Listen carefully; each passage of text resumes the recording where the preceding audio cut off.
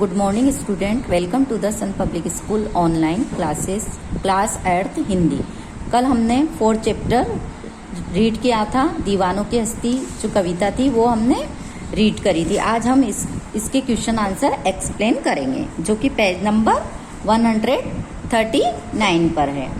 पहले हम पाठ्य पुस्तक के प्रश्न उत्तर देखते हैं। फर्स्ट क्वेश्चन, कवि ने अपने आने को उल्लास और जाने को आंसू बनकर बह जाना क्यों कहा है? इसका आंसर है कवि और उसके साथी देश प्रेमी हंसमुख प्रवृत्ति के हैं। जहाँ भी जाते हैं लोगों को खुश करते हैं, परंतु वे लोगों को स्थायी प्रसन्नता नहीं दे पाते हैं। कवि इसे अपनी असफलता मानकर दुखी है, इसलिए कवि ने अपने आने को उल्लास और जाने को आंसू बनकर बह जाना कहा है। सेकंड क्वेश्चन, भीख मंगों की दुनिया में बेरोक प्यार लुटाने वाला कवि ऐसा क्यों कहता है कि वह अपने हृदय पर असफलता का एक निशान भार की तरह ले जा रहा है?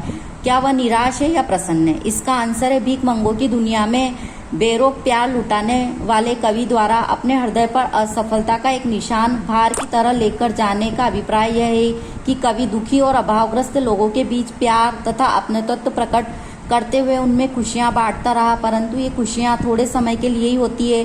कवि उन्हें लंबे समय तक बनाए रखना चाहता था, अर्थात उन्हें स्वतंत्रता रूपी अनमोल और स्थायी खुशी देना चाहता था, किंतु अपने इस प्रयास में असफल होने पर वह इसे अपने हृदय पर असफलता का बोझ मानता है। इससे कवि की निराशा प्रकट होती है। थर्ड क्वेश्चन, कविता में ऐसी कौन सी बात है जो आपको सबसे अच्छी लगती है?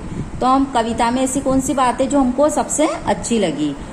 इसका आंसर है कविता में ऐसी अनेक बातें जो मुझे अच्छी लगती है। पहला, कविता में बेफिक्र तथा मस्त जीवन जीते हुए भी दूसरों की खुशियों को ध्यान में रखने का संदेश दिया गया है। सेकंड क्वेश्चन, सुख दुख को समान भाव से ग्रहण करने की प्रेरणा मिलती है। थर्ड क्वेश्चन, कविता में उल्लास पूर्वक मस्ती का जीवन बिताने का संदेश दिया गया है।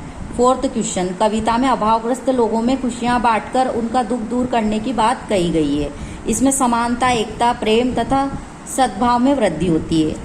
अब ये जो पाठ्य पुस्तक के क्वेश्चन आंसर है ये आपको SW कॉपी में करने हैं तीनों। अब हम कविता से आगे जो क्वेश्चन है वो देखते हैं।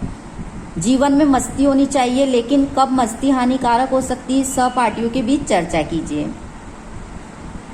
इसका आंसर है मनुष्य को सारी चिंता छोड़कर मस्ती भरा जीवन जीना चाहिए, लेकिन जब हमारी मस्ती से किसी का अहित होने लगे या उसकी भावना आहत होने लगे तब वह मस्ती हानिकारक हो सकती है।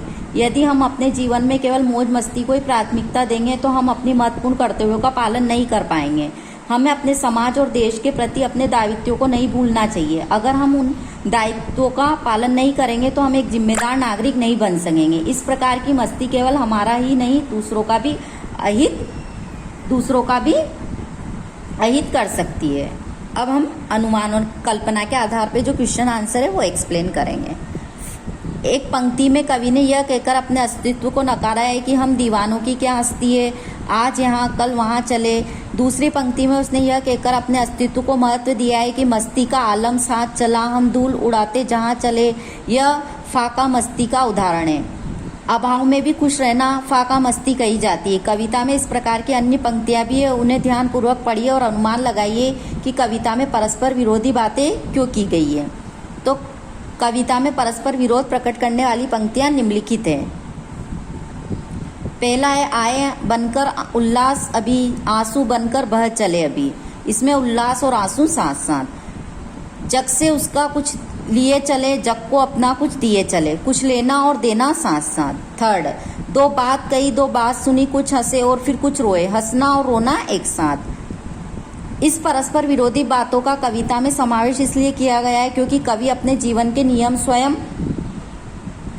बनाता है और स्वयं तोड़ता है। कवि जानता है कि देशभक्त अपने विचारों और अपने पद के स्वयं निर्धारक होते हैं। उन्हें बलिदान के पद पर सदैव विरोधी भावों अर्थात कभी सुख दुख और सफलता असफलता का सामना करना पड़ता है, किंतु वे इन सबसे विचलित नहीं होते बल्कि इनका सामना समान भाव से करते हैं। इतना ही नहीं, उनके मन में सभी के लिए समान भाव होते हैं। वे कभी भी किसी के साथ भेदभाव नहीं करते हैं। इसमें जो अनुमान और कल्पना के आधार पर जो क्वेश्चन आंसर है वो भी आपको SW कॉपी में करने हैं।